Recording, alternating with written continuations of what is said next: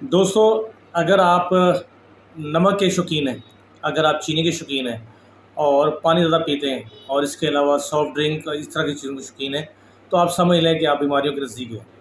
तो आज मैं बात करना चाहूँगा एक ऐसे बर्निंग टॉपिक पे कि जो लोग वरी करते हैं कि हमारा वेट बैलेंस में रहना चाहिए, या हमें ब्लड प्रेशर से बचना है, या शुगर से बचना है, या हमने अपने आने वाले दिनों में अपने आप को मुख्तलिफ डिजीज़ से बचाना है। तो हमें बचना पड़ेगा साल्ट से, वरी से, एंगर से और शुगर फ्रक्टोज से बचना पड़ेगा। मैं हूं डॉक्टर नदीम अहमद और डॉक्टर मेडसान से बात कर रहा हूँ, और आज एक नया टॉपिक आपसे बात करना चाहूँगा। होता ये है कि जब हम साल्ट इंटेक करते हैं, नमक का इस्तेमाल अपनी लाइफ में बढ़ाते हैं, होता ये है कि टेस्ट बढ़ाने के लिए, चीज़ों को अच्छा लगने के लिए, कि हमारी ज़ुबान का जो टेस्ट है वो अच्छा लगे, हम क्या कहते हैं कि जो फास्ट फूड है, या हम जो घर में चीज़ें बना रहे हैं, या हम कहीं मेहमान में जा रहे हैं, हम कोरमा खा रहे हैं, चिकन पीस है, बर्गर है, हम कोई भी चीज़ खा रहे हैं तो उसके साथ सॉस, चटनियाँ, हम उसके साथ केचप, हम उसके साथ डिफरेंट जो है वो साल्ट इंटेक को बढ़ा देते हैं। उससे होता क्या है, साल्ट जो है, नमक जो है, नमक सोडियम क्लोराइड जो है वो पानी के साथ मिलकर उसको रिटेंशन करता है, पानी हमारे जिस्म में रुकता है। आपने एक अमूमन चीज़ देखी होगी, जब आपका ब्लड प्रेशर लो होता है तो आप डॉक्टर आपका क्या करता है कि नॉर्मल सलाइन एक ड्रिप आपको लगाता है। वो होता क्या है, नॉर्मल सलाइन नमक ही है जो आप बॉडी में जाके आपका ब्लड प्रेशर को बढ़ाता है। लेकिन आपका ब्लड प्रेशर पहले से ही नॉर्मल है या पहले से ही हाई रहता है, तो आपको प्रॉब्लम क्या आएगी, आपका ब्लड प्रेशर बढ़ जाएगा। ब्लड प्रेशर कितना बढ़ेगा, 10 से 15 पॉइंट अगर बढ़ गया, सिस्टोलिक ऊपर वाला जो लेवल होता है वो बढ़ गया, या नीचे वाला 6 से 7 पॉइंट बढ़ गया, तो आपका ब्लड प्रेशर बढ़ गया है और आपको हेडेक शुरू होगी, आपको जो है जिस्म दर्द शुरू हो गया और आपको डिस्कम्फर्ट शुरू हो गया। आपका ब्लड प्रेशर बढ़ने से आपकी डिफरेंट डिजीज़ बढ़ना शुरू हो गई। साल्ट को बैलेंस करना बहुत ज़रूरी है, स्पेशली अपनी लाइट डाइट में। जैसे आप फास्ट फूड खा रहे हैं, जैसे आप कढ़ाई गोश्त खा रहे हैं, जैसे आप मटन कौरमा, बीफ कौरमा, देगी कौरमा खा रहे हैं, तो आपको साल्ट बड़ा कॉन्शियस होना पड़ेगा। और स्पेशली साल्ट में चिली मिर्चें जो हैं वो, और जो ऑयल या घी मिल के एक केमिकल बना देता है जो डाइजेशन में भी प्रॉब्लम करता है।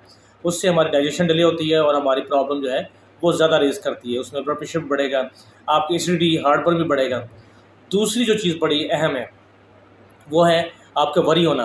आप हमेशा वरी रहते हैं, छोटी-छोटी चीज़ों से आप परेशान हो जाते हैं कि घर में ये क्या हो रहा है, काम क्या हो रहा है। स्ट्रेस का वजह से आप पूरा अपनी लाइफ को एंजॉय नहीं करते। ये भी आपके ब्लड प्रेशर को, आपकी वैसे स्ट्रेस होती हैं और वो स्क्वीज़ होती हैं, और वो वहाँ से आपका प्रॉब्लम शुरू होती है कि ब्लड प्रेशर रेज़ करना शुरू होता है। इसके साथ साथ आपका एंगर होना, बार बार गुस्से हो जाना, गुस्सा भी जो है ब्लड प्रेशर को रेज़ करता है। उससे क्या होता है कि हमारी हार्ट बीट बढ़ती है, उससे क्या होता है कि हमारा एक ब्रेन में जाके एक मैसेज आता है, वो ब्लड प्रेशर को रेज़ करता है, और हमारा जो है ब्लड प्रेशर सिस्टोलिक, ऊपर वाला ब्लड प्रेशर और नीचे वाला ब्लड प्रेशर दोनों रेज़ करना शुरू कर देते हैं। तीसरा आपने देखा होगा, इसके अलावा जो है शुगर केन या फ्रक्टोज जो है, हम जो चीनी इस्तेमाल करते हैं, इवन के 1 सॉफ्ट ड्रिंक आपने 24 आपने औंस की, अगर आपने एक, क्योंकि बॉटल के अंदर 24 औंस होते हैं एक एवरेज, अगर वो आपने ले ली है तो उससे तकरीबन 15 पॉइंट जो है वो आपका सिस्टोलिक ऊपर ब्लड प्रेशर जो है वो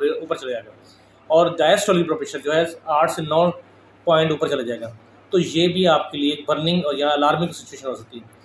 ब्लड प्रेशर की बहुत सारी रीज़न हो सकती है कि आपका किडनी प्रॉपर फंक्शन नहीं कर रहा है, वो एक रेनिन हार्मोन्स होता है वो ज़्यादा रिलीज़ कर रहा है, उसकी वजह से हो सकता है।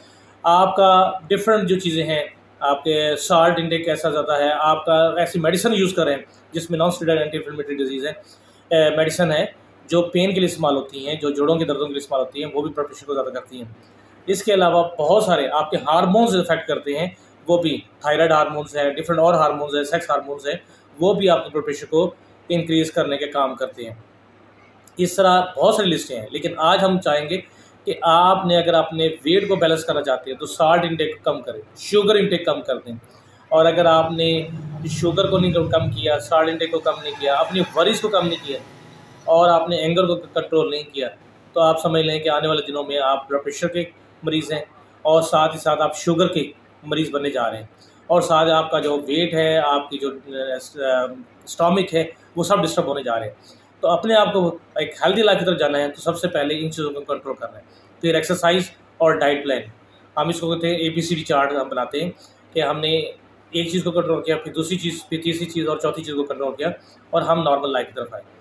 तो डॉक्टर मेहसान से मेरी दी मैं गुजारिश दें, इंशाल्लाह नेक्स्ट टॉपिक पे फिर बात होगी। अस्सलाम वालेकुम रहमतुल्लाह।